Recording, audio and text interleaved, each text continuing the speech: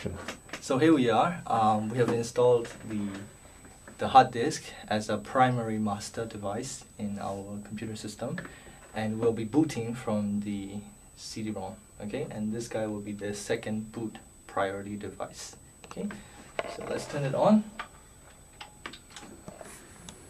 Okay, so first, before we do anything, is to make sure that the hard disk we've installed is working properly. Okay, the first time encounter, we see that it's not working properly, so I have checked, and it happened that the IDE cable is not properly fitted.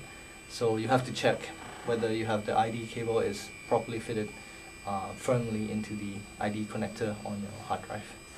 Okay, once you have done that, you reboot the computer. You just go back into the CMOS configuration and see what happens. So we'll wait for a while for the CMOS configuration to load up. It'll take a while, so please be patient. You don't have to press the F1 key too hard, it will just automatically go in. Here we have system summary, so we're just going to system summary to see. You'll find that the IDE hard disk is now installed, okay, as a primary master device, okay, on the primary channel. Of course, primary slave device is not installed. Your IDE CD-ROM is installed on a different channel, which is a secondary master, okay, and your secondary slave is not installed. Only your zip drive is installed. Okay, I will double check my startup options and startup sequence, okay, to make sure it's a CD-ROM, and I will be booting from the hard disk as a second drive. Third priority will be my diskette or floppy drive, and this one will be my zip drive. In that case, it will go through the CD, hard disk, diskette, and zip drive in order. After that, if we cannot find, it will go and find a bootable device on the network. You can change it to network here as well. It will not make a difference because we have a bootable CD here. Okay. The only time it will go into hard disk is that it cannot find a appropriate bootable device inside the CD. Then it will go into the hard disk. Okay. So with that, I will just going to save the settings again to make sure. After that, you will exit setup. And yes, exit the setup utility. Now, don't forget to pop in your Windows 98 CD again.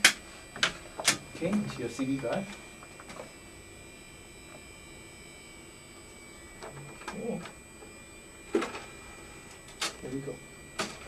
And it will try to boot from the CD. You have to wait for the post power self-test to finish. And it will look for a boot device according to what you have specified in your CMOS configuration. Okay, now we're waiting for the CD-ROM boot screen to pop up. Here, if you boot from the hard disk, obviously it will fail because you don't have anything in your hard disk. Your hard disk is completely new. Okay, so we'll boot from the CD-ROM, and I don't want to continue automatic setup, so I will just do manual setup.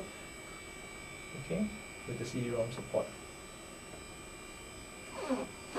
Now this is an operating system as well. It's called MS-DOS, or Microsoft Disk Operating System. It was developed by Microsoft Corporation in the early 80s or mid 80s.